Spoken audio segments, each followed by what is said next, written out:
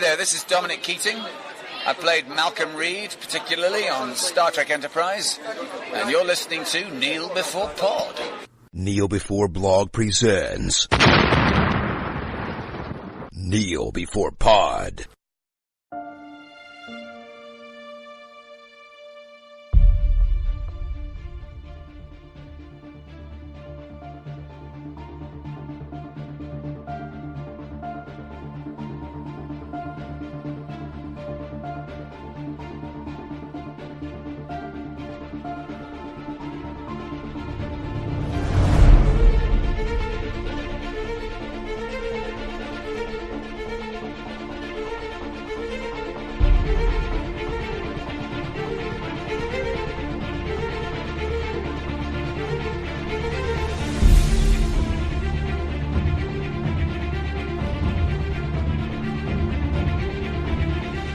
Hello, and welcome to another high-speed edition of Kneel Before Pod, the podcast that is far from the fastest alive.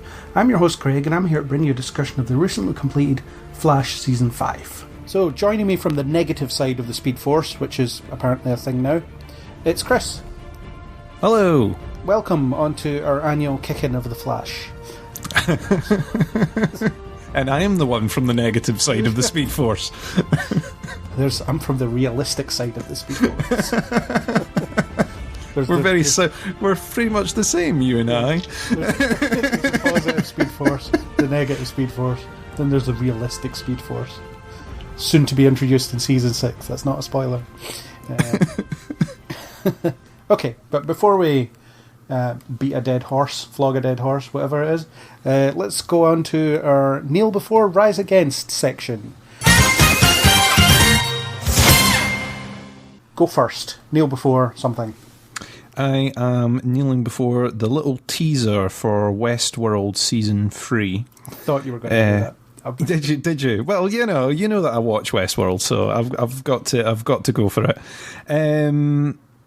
It was debatable. It was kind of on the edge as a kneel or a rise, this one, because it doesn't really focus on any of the characters that we've come to know. It sort of portrays something completely different, and if that is the tone of the season, it might actually be interesting or really disappointing. However, I do like that this trailer sort of teaser thing gives us an idea of the world outside of the park, which we haven't really seen up until now. So it could be really interesting to watch. Yeah, I don't watch it, and I'm only peripherally aware the teaser exists. And yeah, I don't know. So, but you think it looks potentially interesting? Was Season 2 good, or was it bad? I mean, I don't know. I thought it was good. I had some gripes about it. There was sort of some tropes that they tried to redo, but because you're looking out for them, they're not as surprising. They try and pull the rug from under you, but you're already looking for the rug to be pulled, so it doesn't quite catch you in the same way. Yep. However, it still had some really good moments. It still went in directions that I wasn't expecting. I'm still there to watch it in Season 3. Cool. That's good then. Nice and quick one, because I can't contribute. Never watched it. So my kneel before is, have a guess, Star Trek Picard. We have a name for the show now. And it's the thing that people have been calling it since it was announced. So nobody's surprised. Star Trek Picard. Tells you what it's about, I suppose.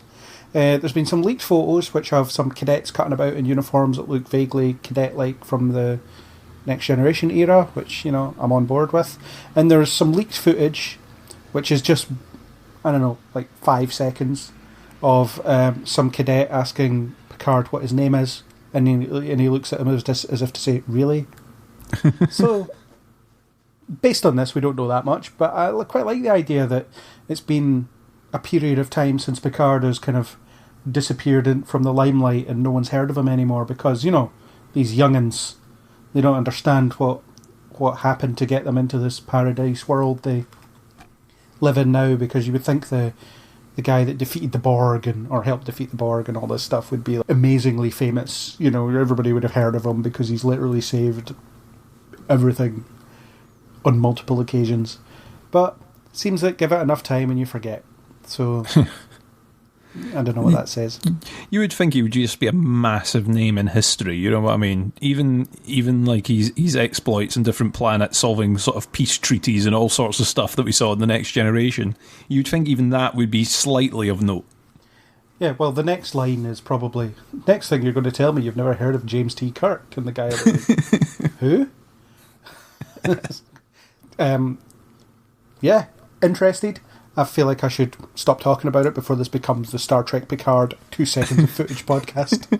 It's like, how did they spend 4 hours talking about 2 seconds of footage? It's like, when it has Jean-Luc Picard, anything is possible.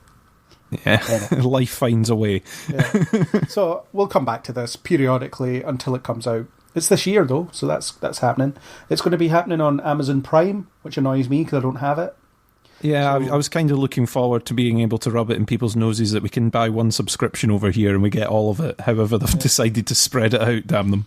yeah, and Patrick Stewart's announcement was hilarious. He was like, soon fans around the world, except from US and Canada, will be able to enjoy my new show on Amazon Prime. Everyone else, you have to subscribe to CBS All Access, you know, that streaming service that you only have because Discovery's on it. It was kind of like someone did a chart of the Google searches for cancelling HBO subscription after the Game of Thrones finale. There's just this massive peak of people going, right, now how do I cancel this now that the show I watch is finished? Brilliant. Is this leading us succinctly into your Rise Against, or is it something that you're going to... No. Okay, well, let's lead less succinctly into your Rise Against. Let's lead less succinctly. Less succinctly, I'm going on about... you know that every once in a while on these Rise Against, I go against Disney are deciding to remake or add on to a thing that they've done in their backstory. And I was reading this week that they're going to do potentially a backstory for Cruella De Vil, which I don't think is at all necessary. Now, they're looking at getting Emma Thompson to do it, which kind of sounds fun. However, I just don't get it. It seems completely unnecessary, and therefore Rise Against. Yeah, why not? I don't see why. Yeah, does she really need that much of a backstory? No. I don't know. Maybe you'll find out why she's the most evil dog-wearing person on the world, on the planet. Who knows? I'm not necessarily against this idea, mostly because I really enjoyed Maleficent. Well, that's true, I suppose. There's a sequel to that coming out soon, but I liked Maleficent, and it depends what they do with it, because the Maleficent story wasn't just a prequel to... What film is it she's in? Is it Sleeping Beauty? Yeah, it wasn't just a prequel to that. It was the story of Maleficent, and it kind of veers off in a different direction. So she's kind of more of a damaged rape victim than a woman that turns into a dragon because some blonde girl. I don't even know why she doesn't like Sleeping Beauty in that film. Doesn't really matter, because I'm never going to watch it again probably. But I don't know. Is it going to be? It starts off like she's this nice woman that owns a dog shelter, and then eventually I've got no idea. Yeah, it's like she'll be finer on dogs and everything, and then she gets into the fashion industry, and she's got to work her way up from the bottom, getting coffees for like a horrible boss in the fashion industry, and she works her way up, but then suddenly ends up becoming like her. I don't understand. It's like The Devil Wears Dalmatians. Yeah, pretty much. If that's not what it's called, it should be. No, it would just be called Cruella, wouldn't it? That's what it would be called. Yeah, go for the one name thing. Yeah. Oh well, that generated some discussion. I am going to rise against Michael Pena and Chloe Grace Moretz are going to be in a Tom and Jerry live action movie. Presumably Tom and Jerry will be CGI or played by a real cat and mouse. I think I'd rather the latter one. But basically, they're doing this again. They're doing Tom and Jerry again. And do we need this? Do we really need this?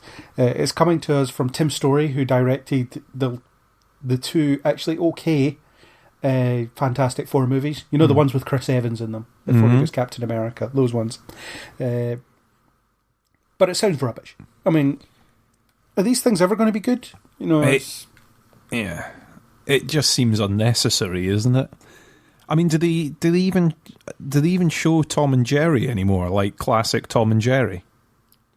It must be on some crappy kids' cartoon channel, like, because when I was growing up, I was watching it on Cartoon Network. Oh yeah, I mean, I loved Tom and Jerry, and the cartoons are a lot of fun. However, I don't see how you turn it into a movie. I just, yeah. Apart from the time that they did that, when they could talk and stuff, that was something. And they could sing. It was a musical. Like, of course, we're adapting Tom and Jerry for the big screen, so let's make it a musical. Yeah, I'm more thinking like the live actiony elements and stuff. Yeah. That I'm thinking, how do you? Yeah, I mean, there's a lot of fun of like the Secret Life of Pets, and what was the other one that was kind of similar-ish vein. You get things like was it Over the Hedge or whatever it was called. You get these ones which is like, oh, what the animals are saying behind your back, what they get up to when you're not away, all that sort of stuff. But does that just not mean it's been done, really? Apart from the fact that you're going to get this, I don't know, presumably some form of buddy comedy thing between Tom and Jerry, isn't it? Well, the thing which is what they did the last time. The Tom and Jerry cartoons are like, they're historic because of how brutal they are. You know, this cat and mouse are going hammer and tongs at each other like consistently. Tom takes a lot of punishment. I mean, obviously it would kill a real cat, but it's a cartoon, so who cares? And I think it was quite mature in that sense, because you would see some like really really brutal violence for a kid's cartoon. It'd be funny, and it was really well done. And the sort of silent protagonists, it was very much, they tell stories using no dialogue, apart from when Tom's owner would show up occasionally. And I think there was a movement against it because they decided it was suddenly racist because of the woman's voice and stuff, and it's all a mess. But can we just not have this? I mean, can we just have Tom and Jerry be this like classic cartoon that we can just watch? In fact, just start putting Tom and Jerry cartoons in front of like other kids' cartoons, kids' films. Or instead of trailers for going to the cinema when we're at the cinema, give us a Tom and Jerry short. There we go. That'll do. So though you've kind of got me sold on the R-rated Tom and Jerry movie. Like where you were saying, there's, when you look at it, it's actually quite violent and everything. I'm like, oh, if they go down that angle. In the show notes, I'll put maybe a YouTube supercut if I can find one of just the violence in Tom and Jerry. Because I'm guessing there might not be a lot of people that have necessarily heard of it these days. Certainly maybe younger listeners if you exist. But yeah, have a look at this and be like, this is cartoons that I watched in the 90s. Like, seriously, you don't know what you don't know what's happening now. You haven't got a clue. That's all I'm saying. So that's it. My Rise Against. That was quick. That was easy. That was something. So, shall we move on to our designated topic? Let's. The Flash Season 5. I'm going to set off the spoiler klaxon just now. There it was. The reason I'm doing that is because we're trying something a bit different. Instead of just haphazardly chatting about it and seeing what we can remember, we're going to recycle our Kneel Before Rise Against format, but apply it to the show itself. So we have selected our top 3 Kneels and Rises across the season, and we're going to hope that generates enough of a discussion to be worthwhile. We're going to come back at the end and we're going to do like speculations for next season. We'll maybe do a bit of chat about the final episode of the season in case we didn't really get to it. So we'll see how it goes. It's a work in progress. Listener feedback is always welcomed. Again, if you exist. I mean, if you're away watching Tom and Jerry, I'll understand. We don't blame you. Yeah, but here we go. In fact, I'm watching it minimised while we do this podcast, so it's totally fine. Yeah, I'm just watching my life fade away into nothingness, which is actually connected to this topic of conversation. Yeah, there we go. I'm good at segues sometimes. So, as the non-host, would you like to go first with your first Kneel Before? Kneel Before. By the end of this season, I kind of liked the Dibney-Sherlock team-ups. I think eventually they kind of built on like a mutual respect kind of thing, and I think it all kind of got wrapped up nicely in the final episode. It was good to see Ralph around another sort of detective-like figure, figuring stuff out for himself, and yeah, sort of not an equal, because Sherlock was kind of a weird, off-the-wall, know-it-all character, but proving his smarts in another way, which I've kind of come round to believing. I think it was you that tried to convince me of this, and I wasn't having any of it, but by the end of it, I was like, do you know what? Actually, he's done all right this season. Because Dibney is a character that really annoyed me in the last season and annoyed me less this season, but that element in particular I've quite liked through the strand that's been running through this time. For one thing, it's Sherlock. Sherlock? Yeah, Sherlocky? Sherlocky. He kept correcting people.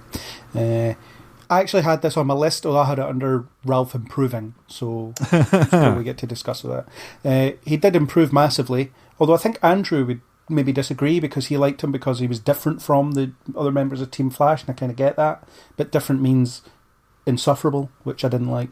So this season he feels a bit more in tune with the team, I guess. He's less obnoxious and, as you say, a lot smarter. He works things out by himself. I really like that he sees angles that Sherlock doesn't, so as a team they kind of bring different things to it. Because I was kind of worried that we had two detective characters kicking about, but they're both very distinct in the way they go about things. And I really liked in the penultimate episode when Ralph was like, hang on, I'm thinking about the dagger thing here. I'm the only one that sees this. Does no one else care? Like, what's going on here? Why the dagger's so important? And then he brings out the whiteboard, because of course you've got to bring out the whiteboard. The transparent whiteboard. He draws a couple of lines on it, and then he's like, but if this is how time travel works, it's like, no, Ralph. That's how it works this week. Yeah, this week's time travel theory is the following.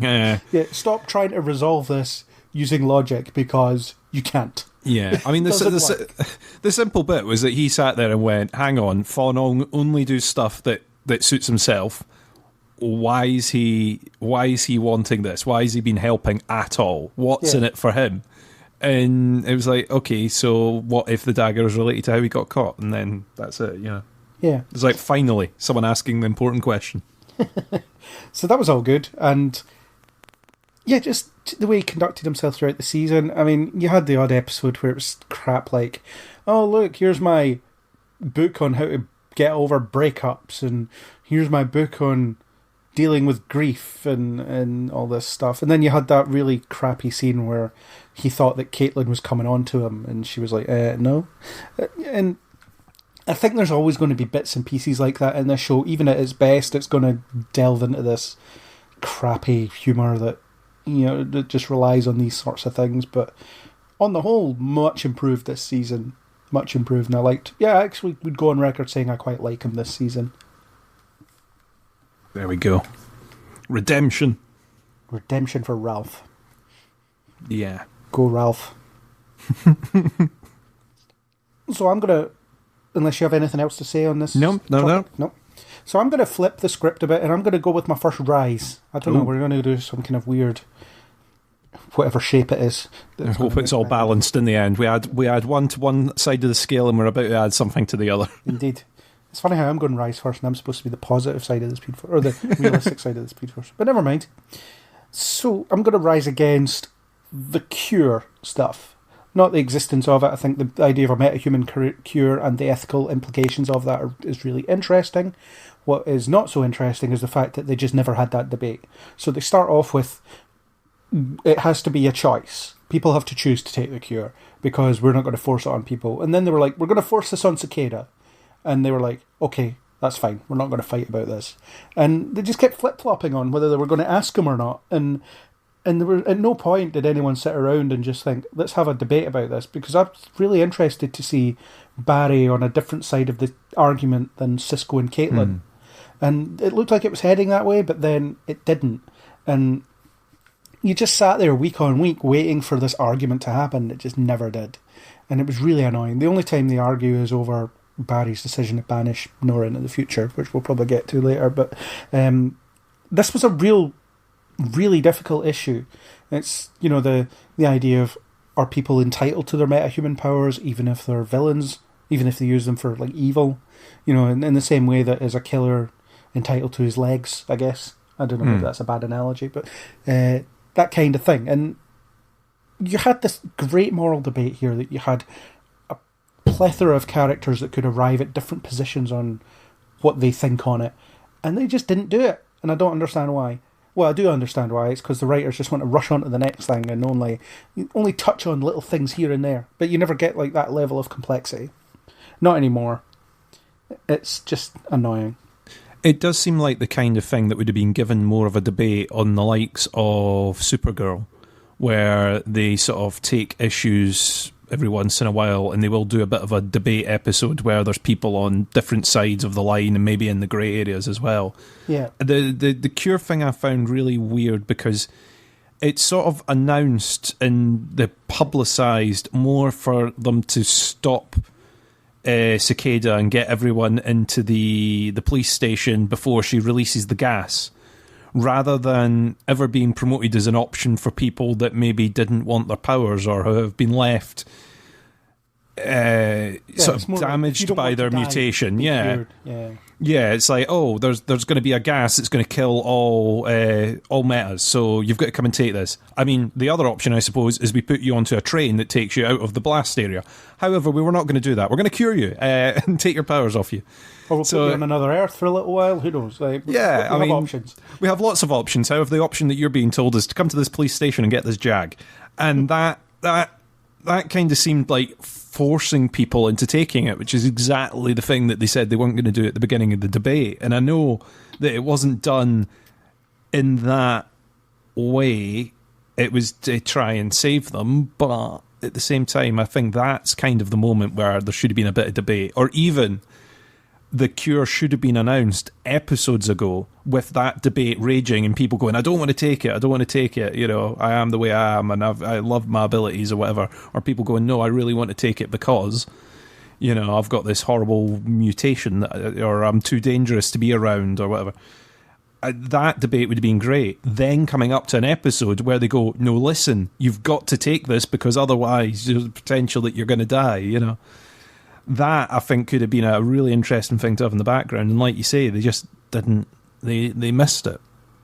Yeah, there was a strong arc to be had there.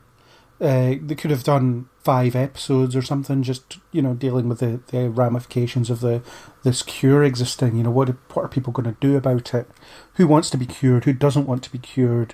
That kind of stuff. You know, what is too dangerous a villain? You know, do you give the cure to Thawne, for example? Do you give the cure to, I don't know, any other villain that... Zoom, Savitar, you know, etc. Well, presumably, you know, the thing is, like, the prisons are having to set up these meta wings for these dangerous meta criminals. Yeah. Now, surely the solution at that point is if you've committed that crime, here you go. You know, you've committed a serious enough crime using your abilities and you're too dangerous to control. Here you go. This is what you're getting. Yeah, but then you don't chop people's hands off when they commit a crime either. No. So there's that. a metahuman ability is in theory just an innate ability. Like, it's just you have it. It's you don't have any control over having it because it just happens to you. So there's that kind of which is exactly debate. The debate we'd like to see. Yeah. Are you entitled to that ability, or is that ability a disease that needs to be cured? You know, is it the equivalent of that? I wouldn't go as far as it being a disease, but if it's something that is, it's not dangerous and being used against people. You know, you need. It goes down you need a license to carry a firearm. You don't need a license to be able to fire bullets from your metahuman hands. Yeah. And if you then use that against someone, yes, you would have your gun taken away. But yeah, that's the debate bit, isn't it? That's the... Yeah, it's not intrinsically a disease as such, you know, and you're starting to overlap in X-Men territory there as well. Are people entitled to their powers? But people have powers, so therefore they exist. And that's exactly what Supergirl's been doing with are aliens entitled to be around us, even though they're stronger and whatever else. But that's a discussion for the Supergirl podcast, which will follow this one at some point. Oh, you tease. Yeah, I am such a tease. So the Cure debate, they didn't have it. I think we've given it more thought than the writers did, which is unfortunate. So yeah, that's that. And I realised with this whole leapfrogging thing that I was trying to do there, it means that you're back to Neil, so I'm going to flip it again, and you're going to do a rise. I'm going to do a rise. Yep.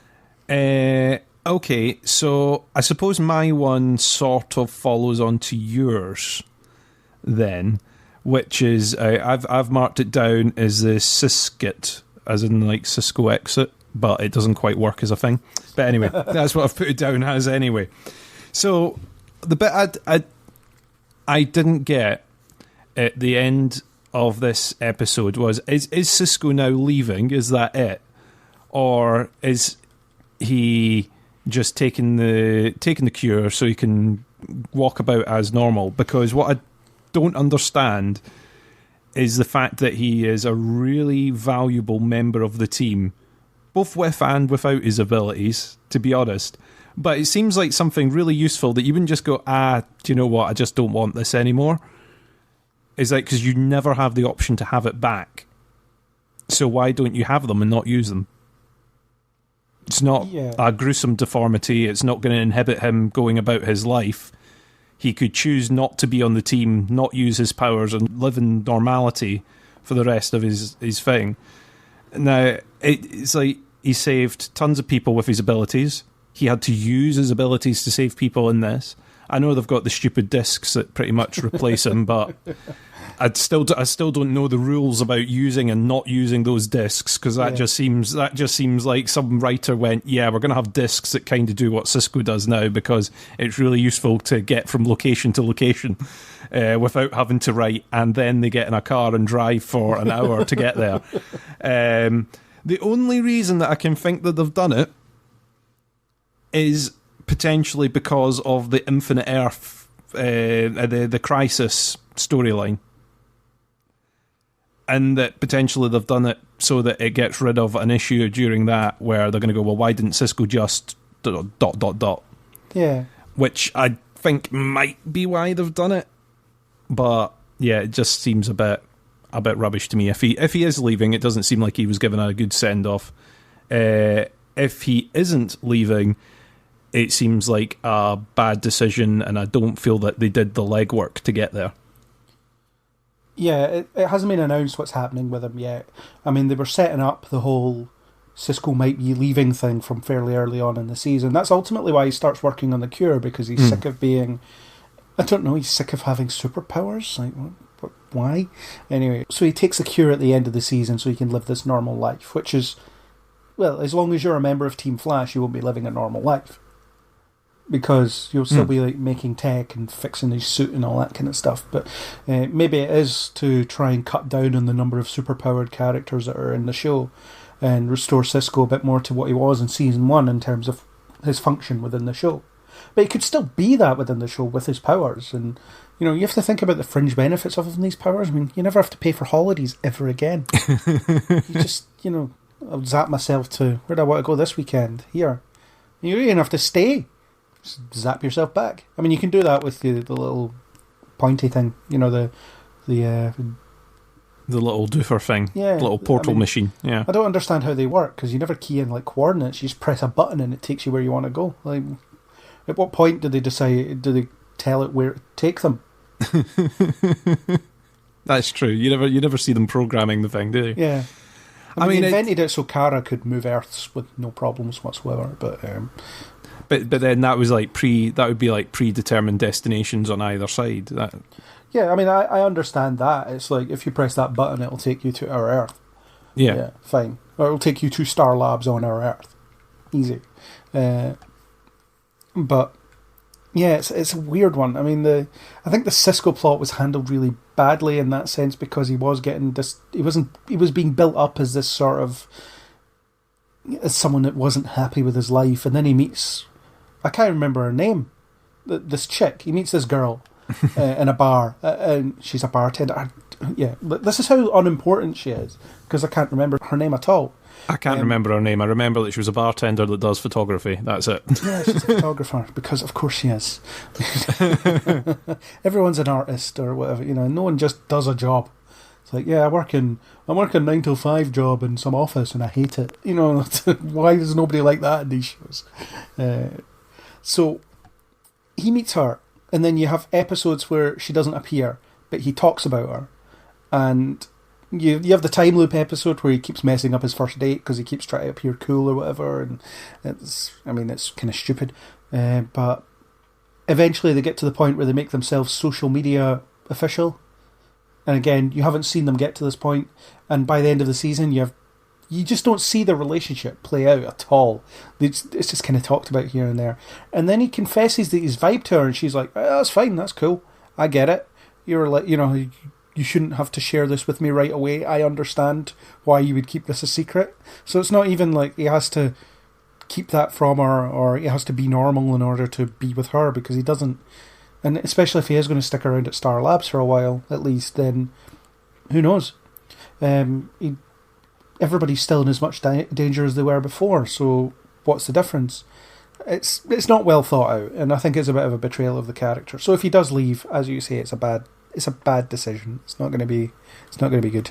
If he leaves, it's been, my thing is, if he leaves, it's been a rubbish send-off that he's been given in that final episode, because he didn't really have a conversation with Barry or anyone like that. He's just taken the cure and run off, in a sense.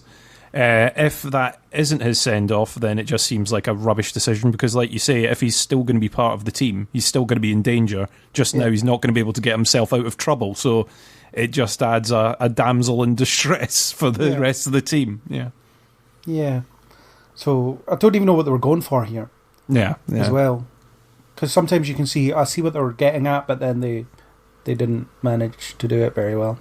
When they started going down the getting the girlfriend to be a photographer and being a photographer for Iris, I thought they were going to start going down the line of she's going to be turning up at different fights and almost getting into bother, and he's going to have to save her a couple of times or something, and realise that something needs to be done. But that's another thing. Even working for Iris as a photographer, that's like signing your own death warrant. I mean, why don't you follow me into this crime scene? Why don't you follow me into this den of supervillains just to take a few pictures so I can write a stupid story about it? And she's like, yeah, sure. She's routinely putting herself in danger. Yeah, thank you for giving me my job. I don't get paid enough for this. So I guess watch this space. I'm sure there will be announcements forthcoming about what will be happening with Cisco and what his lack of powers will mean next season. Whether his lack of powers will stick, who knows. But you had this thing about Thawne. It seems like what Thawne said was that the deciding factor for him. Because he talked about his powers being extraordinary, and Cisco didn't want to be remembered for his powers, but it was kind of weak in that sense. But I like the idea that Thawne can just say the right thing and just throw someone off their game so completely. And I think they're getting at that. They want him to get under people's skin, but they don't always write it that well. I mean, sometimes they do it really well, but other times they don't. I'd even understand if the whole line was that he could do greater things if he wasn't working in secret. Yeah. Like, he's invented this cure, he's a bright guy, he's made all this tech, all these machines that no one will know about for years and years and years to come. All sort of in the shadows and out the way, where no one's going to give him the credit for what he's done. He's not going to achieve a bit along the lines of what they did with Curtis in Arrow, for example. Yeah, where there's kind of a decision made that I want to do something important and measurable that people are going to know about, and they didn't do that. So there's lots of angles they could take in it. I just don't quite get the angle that they did. No, fair play. So, anything else on that one? No, I think that's it. Yep, I've kicked it in enough as well. So I'm going to flip around, give myself a Neil. So, before I get to kind of one of the more heavy ones, I'm going to go for King Shark versus Gorilla Grodd. That was so much fun. It was a visual feast. I mean, you had to wait the entire episode for it to happen, but I quite liked the... I forget the guy's name now, but the doctor who was King Shark, how they cured him. They tested the cure on him. They didn't ask him. Hilarious. Mm-hmm. So they tested the cure on him, and then Grodd showed up, because of course he does, and then they fight. But I like the the dynamic between that doctor and his wife. I thought that was really well done. Kind of a bit of a tragic monster, Beauty and the Beast type story. It was quite a nice touch. It kept me entertained anyway until the title fight, as I referred to it in my review, existed. And the title fight was impressive. I mean, I've always been impressed by the capabilities of the visual effects artists when they have, a tiny portion of the resources you would have in a film, in a flash film. So the fact that it managed to make King Shark and Gorilla Grodd appear on screen at the same time and look that good is amazing. And the fight was really creative as well. No, it was. Do you know what? It's one of those things, I forgot that was part of this season, because it kind of stood apart a little bit for me, that, and I really enjoyed it. Like you say, considering that it's been done on the kind of budget it was, it actually looked pretty good. They did a really good fight. Yeah, it was sort of a payoff that I think we had been hoping for. So, yeah, glad they did it. And Nora teases it earlier in the run of the show as well. She says, she talks about them fighting and whatever else when she's talking about all her future stuff that she's looking forward to. It's like, it's all going to happen in the next few months. That's fine. Yeah. So, anything else to say on King Shark versus Gorilla Grodd? I did not expect that to last not as long as it did. No, I mean, you've kind of hit the nail on the head with it. I can't really add to it apart from, I really enjoyed seeing it. Definitely one of the stronger episodes of the season. Yes. For sure. And not just for the pure spectacle. I think they had a really meaningful character story in there that that stands apart because it is, it's self-contained and well thought out. And it'll be interesting to see what they do with King Shark after this, because he'll come back, of course. I mean, they've pretty much said that Grodd is like beyond redemption now. That's it. Like, he's definitely beyond redemption. He is a bad guy, and whatever it is he does next will be evil, which is fine. But King Shark is a bit of a question mark because he retains some of his humanity, and so when he shows up again, will he be an ally? Who knows? You would hope so. Yeah. I would take one on the fight. Yeah. No, I'd stand by and watch with popcorn. Far away with popcorn, though. Just not peanuts, because Grodd would take them. I don't like peanuts anyway. Getting Grodd distracted by peanuts. I like that. That'll happen next season. Mark my words. Okay, so let's flip back to another rise from yourself. Okay, I'll do a rise. This one, I sort of, it's an on the fence, and I could argue either way on it. However, I'm kind of going for a Neil on this, which is seeing Barry and Iris struggle to be parents through the season. I think they've done. Well, that's what I'm saying. It is a rise, kind of, because I think they've done some elements of it quite well. I think that they've done what they have with it, and I think in the end they learned a lesson. They did all right. I think there's some elements that they didn't do too great, but I'm going to go for it as a Neil anyway, and settle for it on that. Nora's been a whole thing of debate for me through this season. I've had a complete love-hate thing going on with it. However, I do think that they did some interesting stuff with it. The sort of unexpected parenthood element. Other bits kind of have peeved me off. I'm sure we'll get there later. But yeah, I'm going to kneel before that. Yeah, you were supposed to rise, but never mind. What is? Oh, sorry, was I supposed to rise? Sorry, yeah. Did I think? I thought we were doing two neat. Sorry, okay. No, it's fine. We'll roll with the punches. That covers actually a couple of things that I'd noted that we'll get to talk about in one fell swoop. So I liked Nora. I think Jessica Parker Kennedy has great energy. She brought a great energy to the show. She was always very watchable. The funniest thing is she's older than Grant Gustin and Candice Patton, so she's like older than her on-screen parents, which of course she can be because because she's from the future. But she's also playing younger. And she seems young. She acts young. She looks young. And it's that kind of youthful exuberance that she always seems to have. I mean, towards the end, she's a bit, I don't know, insanely... When she tries to act crazed, it just seems a bit tantrumy. That's it's true, actually. Yeah.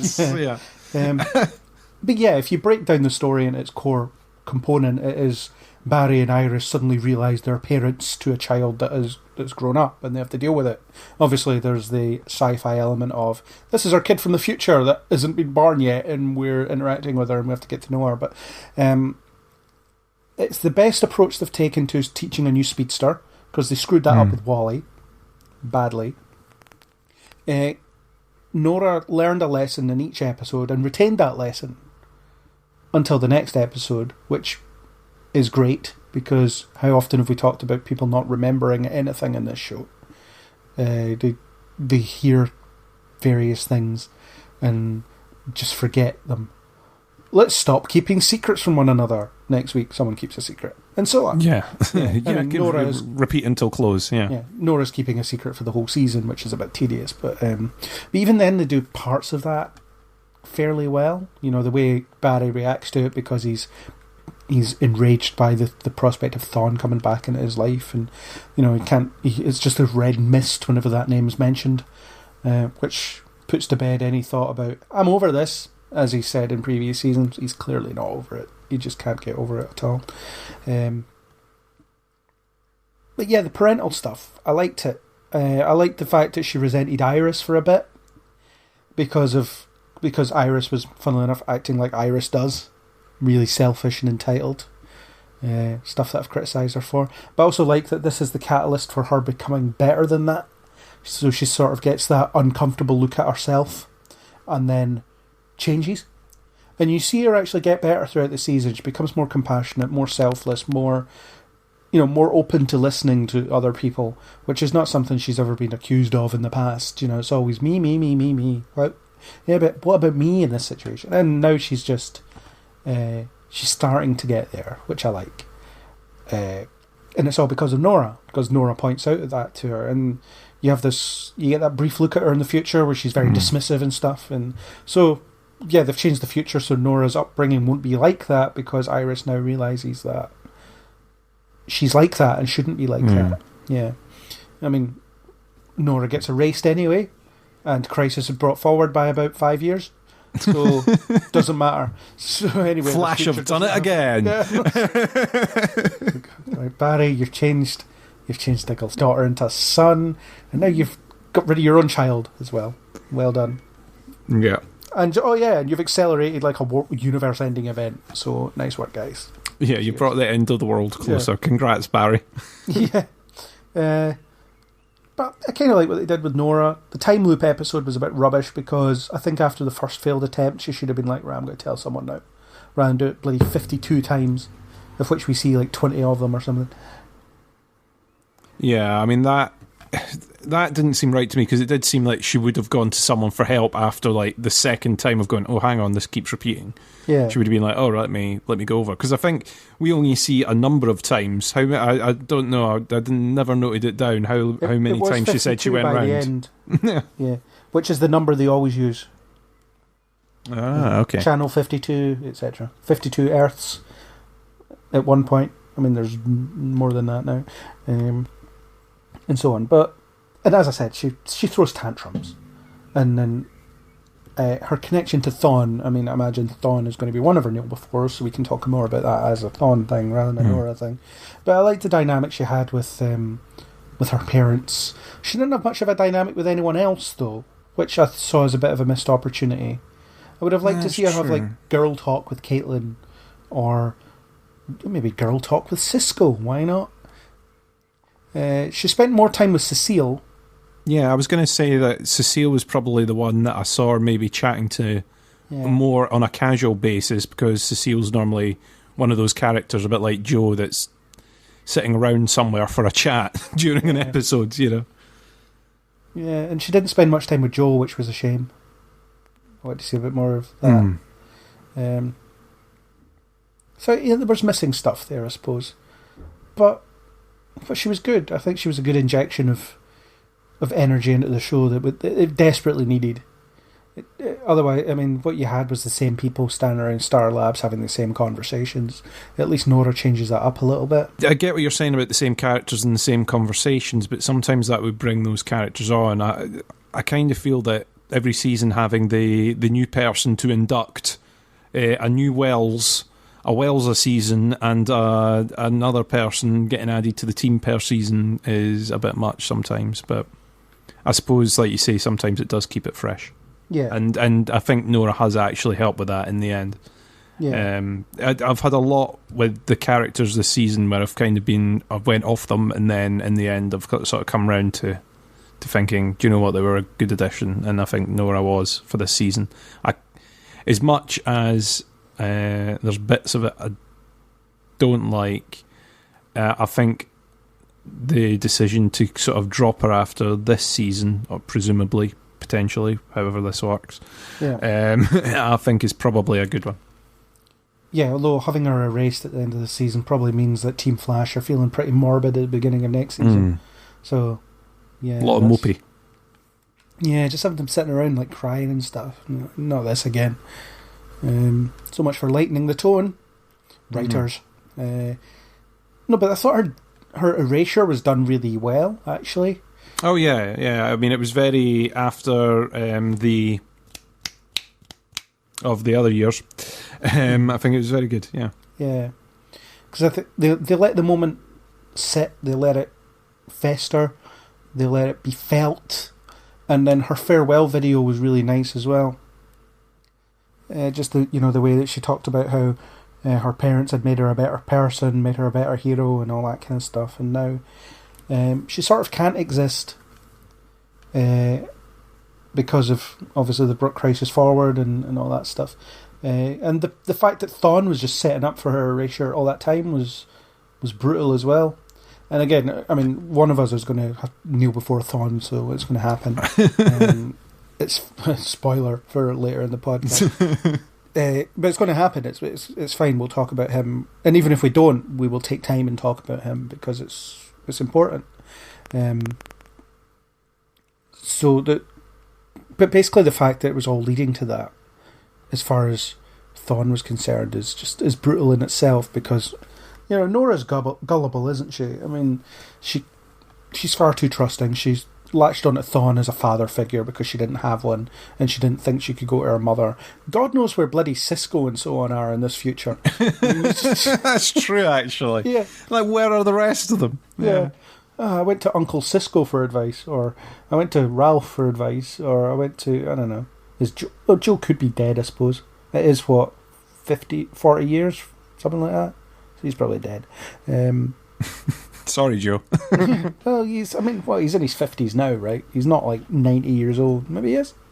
I was going to say goes to Uncle Oliver for advice, but yeah, that's a no on that one. That's a no on that. Go and visit a cabin in the woods and say hi to, Go say hi to Felicity. They could have the Arrowverse Kids show now that we think about it. A bit of Nora, bit of Ben. Not Ben. What's his name? William. Bit of William. It's the actor's name is Ben. Bit of William, bit of Mia. Do a team with those guys. That'd be fun. But what were we on about? Nora plus Parenthood. Yeah, it was done pretty well. Yeah, I think the Barry and Iris relationship is something that I've never really invested in before. But the fact that you see them kind of on opposite sides of a certain issue, and they started to feel more like a bit of a real couple this season because they had real problems that weren't just I'm leaving you or stop lying to me. They had these kind of little persistent problems that just crop up. It's like, you told our daughter to do this and I don't agree with that. That kind of stuff. They're not joined up all the time. And that's what you need to see to make a relationship work. And I think that's what they failed with in the past because they write them as this idyllic, romantic couple, and that's boring. But they felt a bit more human this season, so I'll give them that. At least in places. No, definitely. Yeah. I think that it worked a bit better that way. Like you say, having real issues and it not all being secret identities and running off to save people when you ought to be at home, kind of thing. Yeah. What would happen to me if you disappeared off? It gave more of a more flavour to it, a bit of a change. Right. So you ignored my instructions. Sorry, I must have blanked out and went for one of my Neils instead of a rise. Apologies for I will pick a rise. Let's say, staying on the Nora subject, I guess. Okay. So her anger issues that she had, when she tapped into the negative speed force in order to hide so that she could come back into the present day and continue her quest to bring down Cicada. So that was fine. I feel abandoned by my father, so I am really upset. And I'm going to lash out by tapping into this really dangerous power. Great. I'm on board with that. That's a very real, again, stroppy-ish reaction to something, but you can see why it would affect her in that way. And then, 2 episodes later, or 1 episode later, whatever it was like, oh, that wasn't my anger, that was because of my mind trip with Grace. Like, so people can't just be angry anymore. I mean, good guys can't be angry anymore. It has to be some villain influence. And I didn't dislike this sort of her going into Gracie's head and chatting with her and then find out that Grace isn't that nice a person because she's very bitter because of all that she's lost and all that kind of stuff. That was interesting stuff, but the fact is, that rage is not mine, that comes from her. It's just nonsense. Utter nonsense. And it kind of made me lose investment in that. It was just like, alright, so all Nora has to do is sever this psychic connection and then she'll never be angry again because apparently she's incapable of anger. But but also the bit I understand is I understand how that would work for Fawn, right? So Fawn is negative speed force, and that's how Fawn works. Fine, okay. Fawn's angry and peeved all the time, constantly tapping into this negative energy. How does this explain all the other speedsters who have their abilities not from the negative speed force? Do they have to just force a smile? Every time they take it on, next time we get to see Zoom or whatever, he's going to have a massive eating grin so that he can use his powers. Is that how it works? Well, so that part I was okay with. I get the impression that you have to there'd have to be, I suppose, some kind of catalyst that gives you the ability to tap into the speed force, and then it's the standard physics of every action has an equal and opposite reaction. So there is a speed force, so therefore there is an anti-speed force kind of thing. This opposite of it, this reverse speed force. Oh yeah, that I'm for. Yeah, but I get the impression in order to tap into it, you have to be in a really dark place. So it's not. So we've seen Barry upset before, we've seen him angry before, but there was never any risk of his lightning turn red because he's not that guy. And it would take a lot for him to be that guy. Even when you saw him with his stupid emo haircut in the future, his lightning was still yellow. Because, I guess because he doesn't really have the ability to go that dark. He just would never get that dark. But for some reason, Nora does because she's cajoled into it. And apparently the evilness of Grace is enough to push her over the edge as well. But I get that Thawne could cajole her into it just by being like, yeah, I want you to really think about everything that's bad that's happened to you. Think about the fact that your mother hated you, or think about the fact that your mother lied to you as you were growing up. Think about what Barry just did to you. Think about all these terrible things that have happened to you. Think about the death of your friend. All that stuff. Drown yourself in that. Ignore everything that's positive in your life, and then suddenly you're all red-eyed and blurry-faced, and that's you. You're part of that negative speed force now. I think it would have been more interesting if it wasn't a simple light switch for her to get away from that. And she's kind of flipped. So I would have liked if... it happens too late in the season, but I would have liked it if there was an element of difficulty there. You did have that difficulty where she was tapping into it because whenever she was near Grace, their neural link would kick in. But I quite like the idea of, she needs to watch herself, because if she gets too angry, her lightning will change colour. Because once you've tapped into that, you can't untap into it. It's part of you, and that's a kind of dark part of her that she needs to control. And that would have nicely fed into the conversation that she has with Barry and Iris, with being like, I know you see me as your kid, but I am an adult. I want to put myself in danger. And I liked that conversation because Barry and Iris were very much, were very much wrong in that scene, because they were treating her like a child. And then they eventually came around to the idea of, oh no, we've been teaching you how to be a hero, so we can't actually stop you from doing that. That's counterintuitive. I mean, it's very much a parental thing. We want to keep you safe, want to keep you out of danger, but we forget that you're entitled to make your own decisions. And if we support you in that, there's less chance of you getting killed, because you're just going to do it anyway, because you don't agree with us. I kind of like the idea of it being, once the seal's broken, then it's much easier to slip into it and much more dangerous. I kind of like that. Yeah, but unfortunately they didn't do that. Yeah. I mean, there was a taste of that kind of when they were trying to stop her from being erased, and then she said, "If I do this, I'll never be able to shake it. So I'd rather die as myself than not myself." But you haven't done enough groundwork on that one, so it doesn't really work. So that's really it for that rise against her anger, just not coming from her side of it. And I don't know if you see it differently. I don't know if you think that connection was good and it made sense for it to be her main negative catalyst. I think it was the best they could do with what they had at the time, is the negative catalyst, really. I think the time constraint, I mean, because part of me was like, well, hang on, she could spend as much time as she liked. Slowly, you could show her just slowly fizzing over months, wanting to go back and prove that she was, wrongly cast out, and the frustration and the rage building up until finally she can break through. But then I remembered the fact that there was the ticking clock in the future timeline, so she didn't really have the ability to do that. So I suppose they did it as best as they could with what they had written themselves into. Yeah, and her B-list villain team-up thing was a bit rubbish as well. Oh, that's true. I forgot about that. Oh. Although the thing is, I quite liked Weather Witch, actually. I think they were starting to do some interesting stuff with her, and then it turns out, oh yeah, I'm just bad anyway, it's fine. But I think... it turns out we're all actually villains, yeah. Yeah. I think, for one thing, I think the actor, Renette Hardesky, something like that, Hardesty, whatever her name is, she was really good. She was playing better than the script gave her.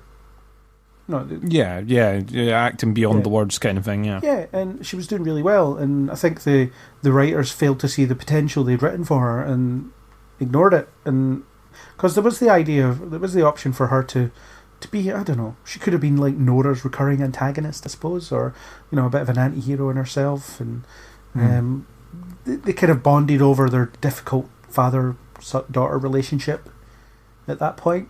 And then it was like, oh no, I was just saying that to get you on side so I could betray you later. It's like, oh well, great. Yeah, I still didn't quite understand Nora's plan in that particular episode either. Steal a thing, because Thawne said steal the gun, because Thawne said to steal the gun. And I was like, but if you'd went to Barry and said, Barry, I want to steal this gun. I know you've cast me out, but hear me out of my plan. Or go to someone else that's not Barry and go, listen, I know I'm not supposed to be back here, but here's the plan. Yeah. Yeah. Go to Uncle Oliver. Yeah. Go to anyone. Go to any of them. I think any of them would have been more receptive than Barry. So, Go see Wally. Go see Uncle Wally. Yeah. Who knows? And his retreat or wherever he is now. Oh no, he's in like Thailand or something. That's where Joe was. Poor Wally. That's where Joe was, just not spending... Oh no, he was there with the newborn daughter, wasn't he? Yes. Out of the pretense of keeping them safe, but they left Cecile there. So Cecile's had this kid and not spent any time with her most of the season. It's like, yeah, whatever, I don't care. Yeah, Barry spent more time with his future daughter. Yeah, I don't miss my child, it's fine. So weird. So anything else on Nora's stroppiness, I guess, is the topic heading? No, I think we've covered it. Okay. Right, let's stay on the negative theme and hit us with a rise. Rise. An actual rise this time. An actual rise. I will follow my instructions, boss. I'm going to rise against time travel? Question mark at the end. Okay. Time travel. I've got to rise against time travel. I do not understand the rules of time travel in The Flash anymore. I don't think the writers understand the rules of time travel in The Flash anymore. That's easy. There are no rules. There are no rules to time travel in The Flash. The rules are exactly what happens. I do not understand how, when you remove something from one timeline at one particular moment, it will choose the most dramatic moment to disappear in the future. Yeah, it's as if it's never there. But if it was never there, it was never there. Yeah. And that's like the effect, and the effect of it sort of going through time and eventually reaching Nora and going, and Nora's the last thing to get ripped out or whatever. Okay, fine. But that kind of means that also Fawn being stuck in prison wasn't a thing. That's gone. Fawn wasn't in prison because there was nothing to hold him in prison. Yeah. So that's gone as well. Yeah. It's like you can't then go to the future to stop Fawn breaking out of prison, because you go back to the future and Fawn's not in prison anymore because he was never there. He was never tortured, and he never spoke to Nora because he wasn't there. And there was no Nora because we've somehow changed that as well. So it's like... So I don't understand. I'm confused with it, to be honest. If someone anywhere wants to sit down with me and go, now listen, here is why at that exact moment when he's about to get the electric chair, apart from, oh, that'll be a cool moment to do it, right? Apart from that, right? A reason why that moment is the moment where the dagger goes and blinks out of existence. You know, imagine if, I don't know, he had maybe fired 2 seconds later. Were we going to get Toasted Fawn going, oh, Christ, that just didn't work, you know? They're just taking the dagger from the burnt-out corpse of Fawn, and then it vanishes in his hand, and he'll be like, oh, what happened, you know? The jailer will be there going, oh, what happened to the dagger? We must have shorted it out. Yeah. So, yeah, it's one of those things you just almost kind of have to go with it. That's a really bad justification. I don't think. I know. The reason is because drama. That's the reason. Yeah. It's because if you write it the other way and you go, by getting rid of the dagger, he was never in prison, and then eventually she fades out of existence, that wouldn't have the same drama thing as the ticking clock of, oh, if they just hold off another few seconds, Fawn's going to be gone. But you know, and everyone knows, oh, that wasn't going to happen. It's once you knew it was the dagger that was keeping him in prison. Yeah. You know he's getting out. And to be honest, as soon as they showed him with the ticking clock and the, oh, he's going to die, it was like, oh, well, he's getting out. You know, I'm surprised it took that long. Yeah, it's it was one of those. And also, under the time travel thing, I'm also going to put the ticking clock of how much time he had in his cell and his number of phone calls, etc. Yeah, so he has 10 minutes, but yeah, 10. Yeah, he has 10 minutes, but in those 10 minutes are some of the busiest 10 minutes of his life. You've got Barry visiting. You've got in fact, you get Dibney and Iris get to visit. Yeah. Nora's multiple visits. Someone out there will have done the math and added up the amount of time that's spent there, and I bet it's over 10 minutes. I don't know. I think it was just like an hour or something like that, but we got like the last few minutes in the last couple of episodes. But yeah. So let's ignore the argument of you just have to go with it. I mean, if you look at the time travel rules and legends as well, you have things like... when Elvis is killed, Nate eventually notices that his hair isn't gelled up because I guess Elvis is responsible for him doing that, which is it's a bit nonsense, to be honest. But it's but I suppose that makes sense because they kind of exist out of time anyway, you know. So that's fine. But in the Flash, they do have to correspond to whatever their timeline is, and you're right. It's definitely just done for dramatic effect. So it's we want our story to play out this way, so therefore that's how time travel works this week. You do get half-baked explanations for it. The half-baked explanation amounts to Thawne saying, I know what I'm doing. And that's it. That's all it is. Because he talks about how only a genius like him is able to make changes to the timeline in subtle enough ways that it all plays out in whatever way that he wants. And that's all well and good. I mean, you can accept that because he is a practiced time traveller. He's used to manipulating events in his own way and whatever else. But yeah, the whole... This dagger never existed, so therefore it doesn't exist. I mean, as soon as they destroy the dagger, Grace disappears. Yeah. Like, future Grace disappears, so apparently she can't exist with... Oh, no, it's not the dagger. It's the cure. It's the cure. As soon as the cure Grace, her future self disappears. Because that version of her can no longer exist. But... So that rule works in that scene, but it doesn't work for the dagger on Thawne's chest. Yeah, because the dagger never existed to capture him in the first place. So what should have really happened is the prison gets overwritten and he isn't there, as you said. The thing should have been that he wasn't in there. Like, as much as you don't get to see him cheesing about the fact that he's managed to escape, he would never know that he had been in prison in the first place. We would know that he had been in prison. Yeah. Well, here's a better way to do it. We would know that he's now on the loose. Yeah. But he wouldn't know because, he's just managed to manipulate it so he's out. And then you could still get the send-off of Nora. Yeah. Because they wouldn't realise that what they had done had caused that. Or would he, though? I mean, if you think about it. So I talked about how Nate was aware that his hair wasn't styled because he lives kind of outside of time. The same should apply to a speedster. So speedsters have the ability to run through time, right? So surely they have some kind of fourth dimensional sense that may protect them from changes in the timeline. I mean, remember in Legends when Thawne was out running his own non-existence? Oh, that's true, yeah. So the thing is, what you could have is... So you have the dagger be destroyed. Alright, as soon as Grace is cured, because we have to juggle the finale with bloody two villains, that because that's awkward enough. But as soon as Grace is cured and then disappears, you just have Thawne show up. And it's like, thanks for getting me out of that prison that I remember. And he would remember it because the timeline changes around him, but his memories don't. And we kind of have precedent for that, because when Barry went back in time and did Flashpoint, remember that? Let's not really get into that. But he retained his memories of the old timeline. Yes. And they were sort of slowly being erased, or slowly being updated with the new timeline's memories. The rub about that is, as soon as he returned to the new timeline, the post-Flashpoint timeline, his memories didn't catch up with that ever.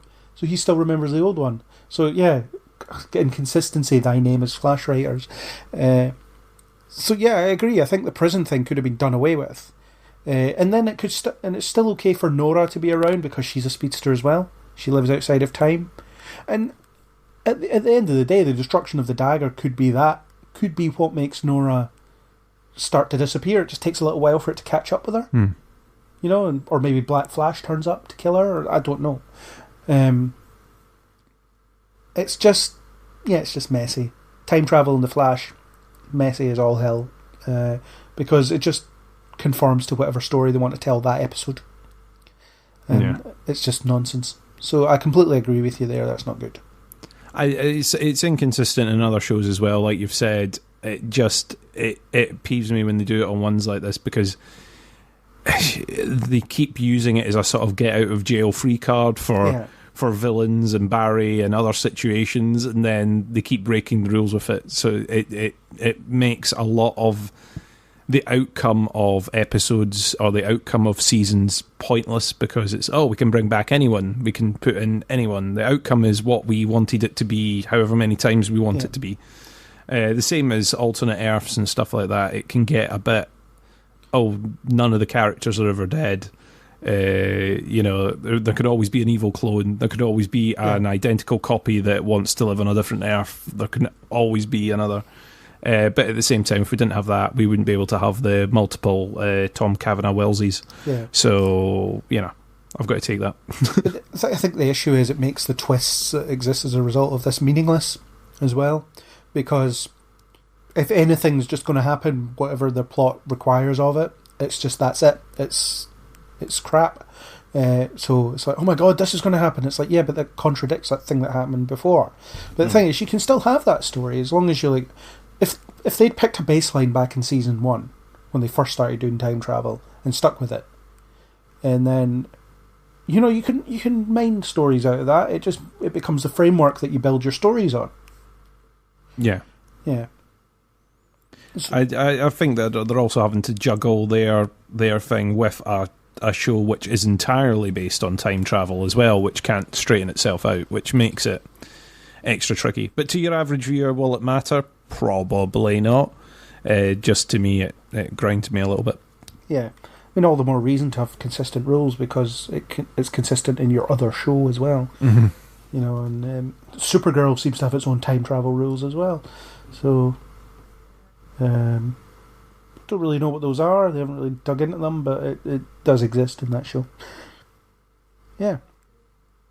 So that's a good one to criticise. So I'm going to go for another Neil. And my next Neil is... It's probably going to descend into a rise. I'm going to say a strong introduction for Cicada. Because it was. Okay. It was really well done to begin with. You know, he was threatening when he would show up and just brutally murder people and take their powers, and how quickly they accelerated through the plot early on in the season. You know, you had your first confrontation with him in the third or fourth episode, and then they started revealing more details about him very, very quickly after that, which made me positive that he was going to be a mid-season finish. I think we talked about that in the mid-season podcast. Yeah, surely we've not got long of Cicada left, and then we're on episode bloody 22, and there's still some version of that character hanging around. And I don't think the appearance of future Grace fixed that in any way, really, because she just turned up and, oh God, we've got another one.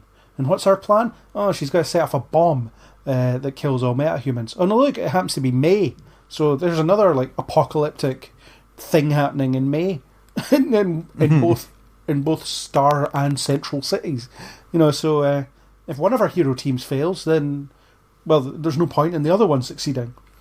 They're all going to die anyway. It's fine. Because last year you had the Enlightenment, which was rubbish, and then this year you've got the meta bomb, which is equally rubbish. But I'll certainly say what they did with Cicada early on was really good. You know, where he had to adopt his brother's daughter, so his own niece, and then raise her as his own daughter, and how he became a more compassionate and more well-rounded person who was committed to keeping her safe, and then having the hatred of metahumans be motivated by the fact that she's in a coma and all that stuff. That was good. And then you get to after mid-season and he's still there, and every week it's the same crap. You know, they show up and fight him. They have the same fight. They narrowly escape, or Cicada flies away, and so on, rinse and repeat. Then future Cicada shows up. They turn up at the end of the episode. They fight Cicada. She flies away. And they keep doing it, and keep doing it, and keep doing it. And it's it's taking you 5 bloody seasons, and you still haven't realised that you can't have the same villain for the entire season, because it doesn't work. It worked for you once. And alright, I'll give them some leeway with Zoom, because Zoom was alright. But even then that got a bit tedious. But Savitar, Thinker, Cicada, stop killing us with these season-long villains. So that was initially a Neil, but it seems to have I've tapped into the negative Speedforce. It's funny enough. Funnily enough, I had it as a rise was how long the Cicada plotline took to develop. I'm with you on the initial introduction. I think the sort of episode where we went deep into the backstory and got shown Orland's sort of motivations, the reason that he's on his sort of vendetta, his murder spree, I think was great. It sort of showed us into their mindset, why they're doing what they do. And I think I said this in the mid-season podcast as well, is I think it really, really worked to sort of show us that it shouldn't have lasted the whole season, because they basically, okay, yes, he didn't last the whole season. Orland got dispatched. However, you still had a Cicada villain doing exactly what Cicada was doing at the beginning. So, I don't know, maybe they got halfway there and they went, oh, we're not going to have the same villain all season. And then they went, we're just going to do a slightly different version of the villain we had at the beginning of the season. I don't, you didn't see this coming. Yeah. It's, Yeah, I think they did a good job with it at first, but the length of time it took them to film it, and also a lot of it being like team stupidity, not being able to solve problems. It seems like disintegrating the dagger with the gun thing should have come up ages ago, or even like taking it to another Earth or something. Well, there was the episode where Cisco put it into space. Oh yeah, into space, but why not into space on another Earth? Yeah. Then it ain't coming back unless it can like somehow generate its own its own portal. I mean, I suppose he didn't. He could. He didn't think at that point. Yeah. You could have reasonably assumed that the reach wasn't far enough to be, to be Mjolnired to him from space. I mean, it's the best description of it. That's what he does. Exactly. Yeah. So that's fine. I mean, these mistakes that happen in fights, or these assumptions that happen in fights, they actually make them more interesting, because it's like, oh no, I thought that would work. But yeah, I mean, the thing is, I get that there'll be a plan, and then there'll need to be a backup plan, and then there'll need to be another plan. However, when that first bit of that plan didn't work, it went, sending it into space didn't work, or maybe, I don't know, into the sun. Then how about how about we send it to another Earth at that point, and then they could have just done the same plan, however different, Yeah, and then there's other issues that they could have played with here. It's like the thing. So they talk about, okay, we lose our powers when we're around Cicada, except from Killer Frost, but that's fine. We didn't really get on to the fact that anything with her family was rubbish. But anything with her family was rubbish. I don't know much else to say about that. Yeah. Her stupid dad, and how he dies as soon as he regains himself. What a load of crap. Anyway, poor Caitlin never gets anything positive to do, never gets anything reasonable to do, never gets anything decent to do. They just get a new suit for the next season. Yeah, that we don't get to see because they haven't designed it yet. Yeah.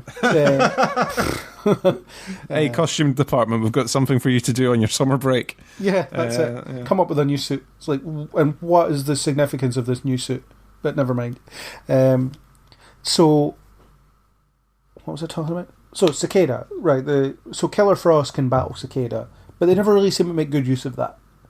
So what will happen is she'll say something sassy, and she'll have her icicle knives in her hands, and then she'll get thrown across the room. Again, this happened about once a week. Boring, but but there's other options. They know Sarah Lance. They know Oliver Queen. They know the Atom. They know Heatwave. They know people that are good at hand-to-hand combat and have experience fighting people with powers. This is a universe. At least someone should suggest, should we give Oliver Queen a call?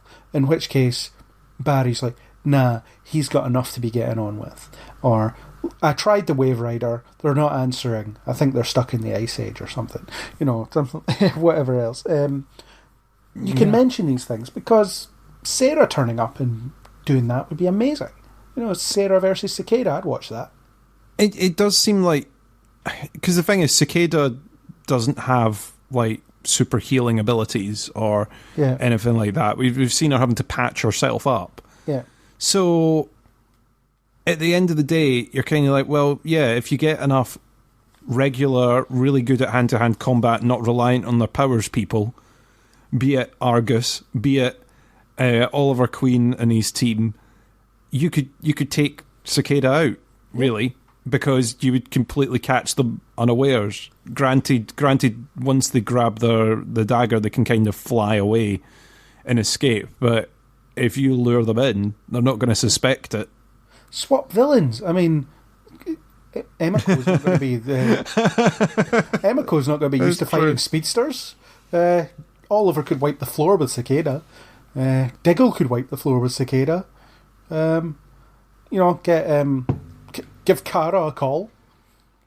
The thing is, and we always come down to this with a shared universe problem, is that you've got to take it in the same way that we talked about with time travel as well, actually. Yeah. Is you've got to go, okay, why did they do it this way? Because they don't want to acknowledge that that's there.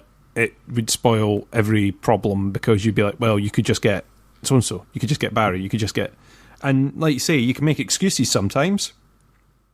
Which they did very well with Nora right at the beginning of the season, where it was like, well, we need to send her back to back to our future timeline. Oh, she can't go in the Wave Rider or whatever the excuse was. Anti-tachyons. There we go.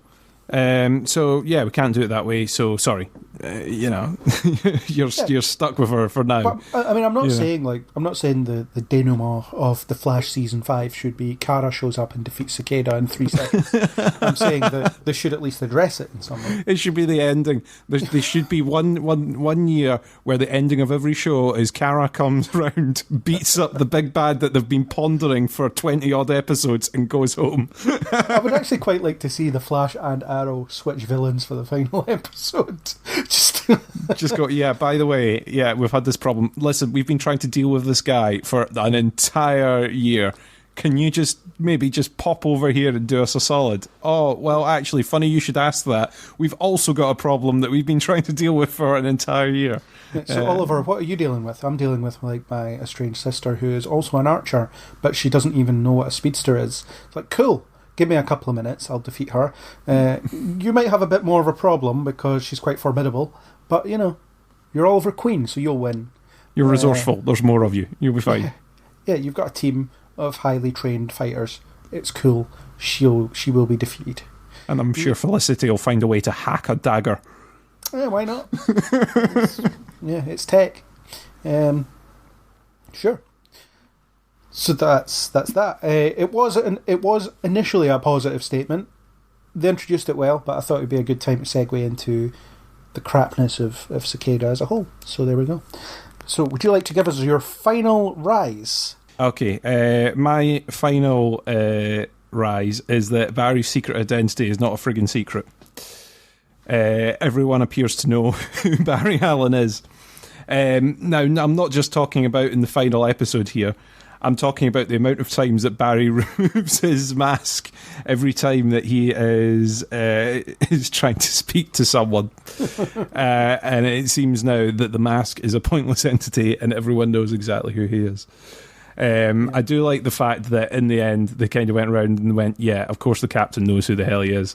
He's a detective. He's worked it out. It didn't take much. I would love to know how long.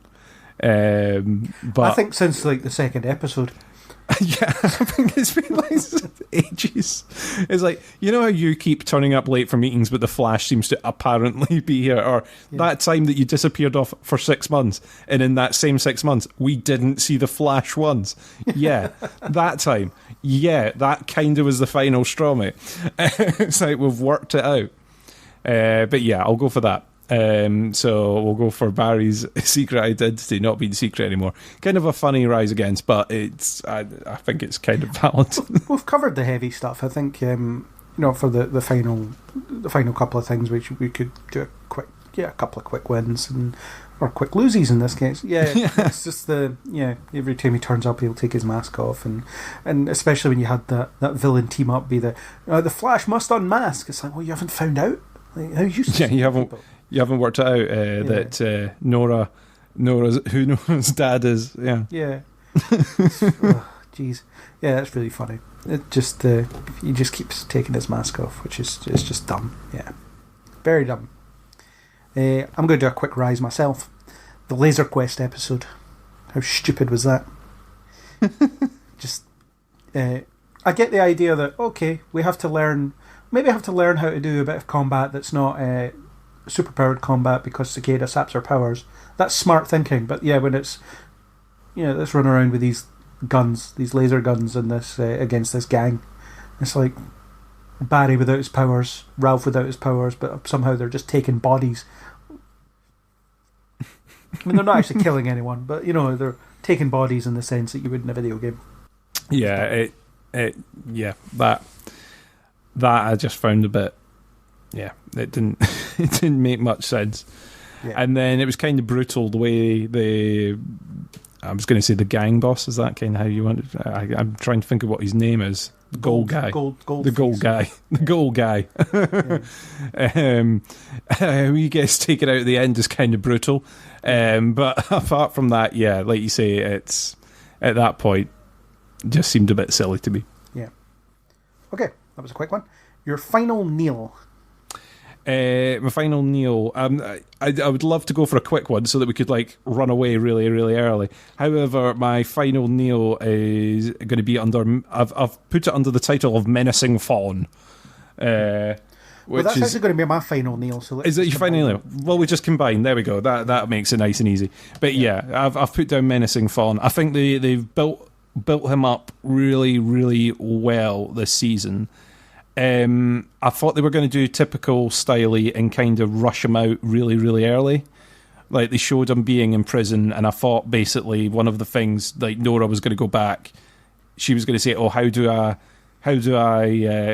stop Cicada? How do I stop my dad dying or whatever?" And it was going to be, "Oh, well, if you hit this big red button, the shield will drop on the cell and I will leave with you." I thought it was going to be as plain and simple as that kind of manipulation. How do I get into the negative Speed Force? I tell you what, you just drop that shield there and you come over here and I'll show you. So, yeah, I kind of like the fact that they did a slow build on it this season. I like them showing that he is a sort of master manipulator. I don't know if I want to see him as a whole sort of season villain. I do like seeing him turn up, though. I don't know quite where they're going to go with him 100%.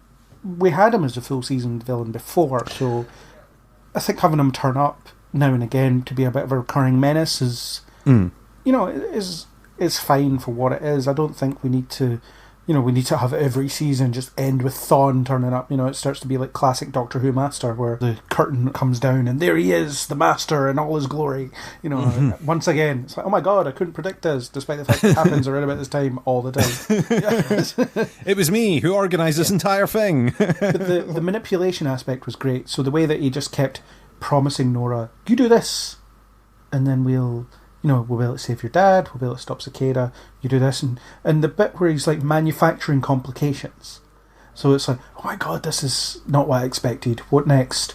And then he was like, the only way out of this is to do this dangerous thing, and so on, and the way he does it, and Nora laps it up because she's stupid, she's naive and stupid, just like her dad. And the manipulation even works on Iris. Because Iris is like, I'm sure he cares about our daughter. But it reminds me of that bit in season 1, in the alternate timeline where he kills Cisco. And he says, I do care about you, but you've been dead for centuries. I feel like that's the way he was approaching it with Nora. So he does kind of care about her, but also she's just a pawn in his scheme. And doesn't matter because actually she shouldn't exist, according to him. Because remember in the 100th episode where he's addressing oh, that's your daughter, is it? I thought your daughter's name was Dawn. That kind of stuff. So, so in some version of a timeline he's lived, Nora shouldn't exist. But she exists in this one. So, as far as he's concerned, she's completely expendable. He just needed to do the right thing in order to get her in that position, where she essentially sacrifices herself for him without knowing it. And it works on Iris. It even works on Barry to some degree. Because the bit where he's like, no, let's try Thawne's plan, it's probably a good one. No. Yeah. I mean, that's true. It's like in the end, it's him that comes round and goes, okay, well, I suppose maybe he is trying to help, and then he comes right round to what we said at the beginning about Dibney, who's the only one going, well, you've always said that he would only do it if there was something in it for him. So what's in it for him? Where it gets disappointing is once he's released, because you only have a few minutes because you've spent most of the bloody last episode with Cicada. That's it. And, it's... So, Thawne escapes, he kills everybody in, like, that one stroke, which is really cool. That was a really cool moment. And then Barry and Nora reverse time for some reason. Don't know how they did that. Yeah, to unkill the guards. Yeah. Well, I suppose what... Well, no, because Thawne was aware that he'd done it, so it wasn't that they just showed up before he did it. But I suppose Speedster doesn't perceive time the same way we do, I guess. I don't know. I guess. I mean, my thing is, I think just having him with a satisfied smile on his face fading out of that cell would have done just as good at the end of this as what they ended up doing with him. Yeah. Like him knowing he accomplished what he wanted. As much as they had been building up he's going to get revenge on that guard that's been torturing him, you get a bit of a fight scene. You get to see the whole team united to take on Thawne. Yeah. I like that, and I like that we get that scene, but at the same time, you sit there thinking, but how does it all work? Yeah. And all you really get is a short scene where they run after him for a bit. I mean, they did some cool team-ups where, Cisco used his portals and all that stuff, and running through portals and punching through portals and all that stuff. I mean, that was pretty cool as fights go, but... and it also reminded me of season 1, where Barry needed Oliver and Firestorm and... Was that it? It was something like that. It was, because he needed all the help, the assistants to take him out. He couldn't take him out himself. Yeah. And I get that. And I think it's good to see that sort of team-up thing, the sort of acknowledgement that this isn't one man's fight. Yeah. And that if they work together and they coordinate their attacks and things, then it'll work out well. Yeah. It's like, oh my God, they have learnt a lesson over all these seasons. If only they had maybe done that with, I don't know, this season's villain right at the beginning. Yeah. But it's... So then they run after him for a bit, and then he's like, oh, by the way, Nora's about to disappear. So you can sort of kill me if you want, or you can try and save her, and then doesn't manage to save her, and then he says, "See you next crisis," and then runs off. So, I mean, that was a lot to happen in a couple of minutes, and it was as much as they let the weight of Nora's death sink in, or her non-existence, I guess, sink in. It was just this. So you'd spent, half a season building Thawne up to be the kind of villain they were going to fight at the end of the season, and then you get a couple of minutes and then he buggers off. It feels like a letdown at that stage. Like I said, I kind of expected him to get out almost at the mid-season and be the mid-season villain. Yeah. I wasn't expecting them to wait all this time to release him. I think releasing him an episode earlier would have made a bit more sense and given them a bit of time. Like if they had dealt with Cicada in the last, the second last episode, and then have them, Dibney telling them, "Oh, you've just released Fawn" or whatever, then they would have. I think that might have worked out better. It would have given them more time to do something about him, give him more time to, I don't know, explain his plan and sort of be a bit more menacing, because you've had him lurking and building up that whole time, presumably plotting his revenge and how it was all going to work out. I mean, don't get me wrong, he still gets the satisfaction of knowing that he's basically changed Barry's timeline again. Yeah. I'm guessing he knew that he was going to pull Crisis forward by doing this, as well as getting rid of Nora. So, I think we could have done a little bit more time with him, but I'm glad that they didn't sort of jump too early to it and kind of ruin it. I mean, it's clear that he'll, it's as good a time as any to come on to the next season stuff, because we've kind of covered. We've covered the breadth of the last episode, I think, in terms of what the implications of it are, and so what I think is going to happen. I think the first half of next season for all 4 shows is going to... I mean, you're still going to have the self-contained plot, and we'll talk about the other shows when we talk about the other shows, but in terms of this show, I wonder if they're just going to have a setup for Crisis happening throughout the first half of the season, because, well, the reversing newspaper article, the reversing in the newspaper article suggests Crisis is imminent, and the other shows have been doing little setups for Crisis as a thing that's about to happen. You don't see the Monitor in this episode where you do in the others.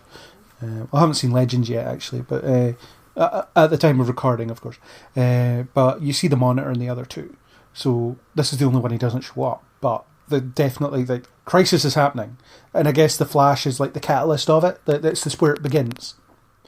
This is the action that pulled it forward. Yeah, because in the other stuff you get, I thought there would have been more time, or I didn't think it was now, kind of stuff. Mm-hmm. So it seems like this is one of the triggers. Yeah. So that's fine. So I wonder what they'll do next season. So maybe we'll get away from this crappy all-season bad guy thing, because if the first half of the season is building towards this crossover event, as it should, because how huge is it going to be? Imagine if we just have an entire half season on each show building towards it. That would be amazing. I mean, you can still have problems that are unique to that show. So you have Thawne turn up and doing various things. You can have random villains turn up and do various things, but have everything be in service of that story in some way. I think it could. I mean, if they have been working truly collaboratively on this, and they've been building up to it for some time, you've got to hope that they have got a really good plan between all the shows that they're involving in it. Which may explain some of the decisions and some of the seasons that we've had recently, that they're going, right, okay, we've got to do this because it's all going to serve this Crisis storyline. I mean, how long has that Flash vanishes in Crisis headline been up on the wall? Yeah. You know, they've been working towards it for a really long time. So, you know, you've got to hope that they've got plans, especially within Flash, because they've been teasing it for so long. Yeah. But people have been working on it on the back burner with rough ideas of what it's going to do, what they need in place, and what they need positioned and how for this to go on. And now it's game on. Now it's game on. I mean, I think the other shows are going to jump into it. But you'd like to think that the two sort of original shows, the Arrow and Flash, are going to really run with it and pick it up, because if they stumble with it, and if it is like you say, where they focus the whole first half on building up to the crossover event, and they drag it out too long, or they don't keep the pace of it that great, or they start stumbling over it all the time, it's really going to spoil it. I mean, there has to be problems unique to each show, and I think it'll be this overwhelming sense of something's coming, what's about to happen, and you know, and I mean, all they'll need to do is go and read that newspaper, and it'll tell them. But other than that, it's up in the air what's going to happen, and it's interesting, and I think. I mean, it's hard to figure out what's going to happen next season, because we don't know what's happening with Cisco. We don't know what's happening with Caitlin's new costume. Caitlin's got a new outfit. Dibney had a case. Yeah. What was the name on the case that Dibney was looking at? Because I didn't. That was a nod to his wife in the comics. Ah, right. Okay, right. Anyway. I didn't pick up because they sort of lingered on the name that was on the file for a bit, and I didn't scribble it down because I'm not that organised. They set up the whole. Isn't it about time you met someone that could make you feel good about, you know? And I think that's what they're setting up. But so that he'll meet his wife next season, I guess, or his comic book wife next season. But yeah, it's kind of lame. Cisco, we don't know. Caitlin, she gets a new outfit because you know, they're not bad enough at writing women already. Give them new clothes. Great, women like new clothes. It's like, oh great, she has a new Killer Frost costume. Like, who cares? Jeez. You've just been promoted in the writer room. Well done, my friend. Don't know what's happening with Barry and Iris. I guess they'll be mourning the loss of the daughter that they'll never have now. And I guess they'll... I mean, my thinking is that they'll stumble across this newspaper in the first episode, and they'll know what happened, and they'll be like, oh my god, it's like a few months from now that you're going to disappear.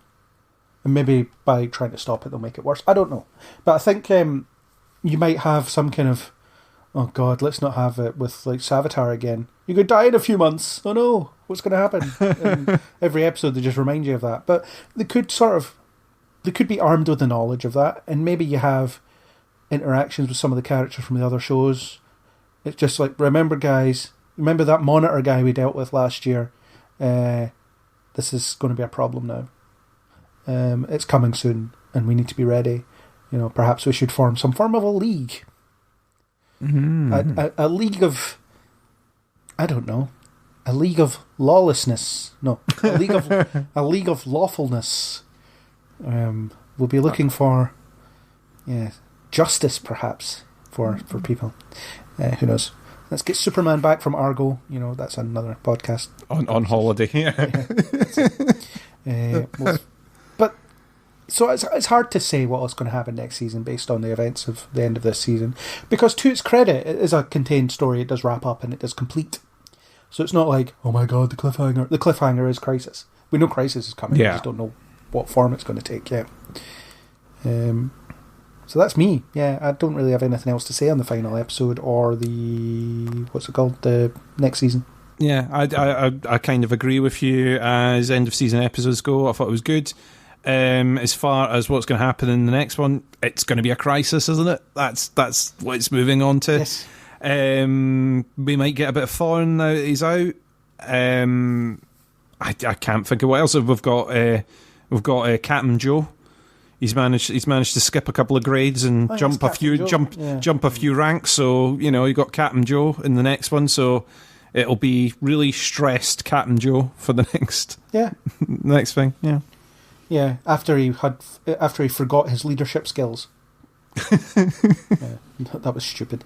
So that's that. So on that note, I think we should return to our respective timelines and contemplate the coming Red Skied crisis. So, Chris, thank you for joining to give The Flash its annual kick up the arse.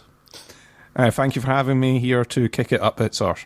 Yeah, and we'll be back next season to kick up the arse once again until it gets cancelled, which might be next season. Who knows? I'm now off to bathe in the realistic Speedforce. So that was our discussion of The Flash Season 5. Thanks to YouTubers Neil Stenson and Dagma for the supplied music. If you like what you heard, then please do hit the subscribe button on iTunes, YouTube, Spotify, or any major podcasting app. iTunes users, please do leave us a star rating and comment. If you want to discuss The Flash or anything else with us, then you can reach us on Facebook or Twitter under Neil Before Blog, or leave a comment on neilbeforeblog.co.uk. As always, we hope you'll join us on the next Neil Before Pod.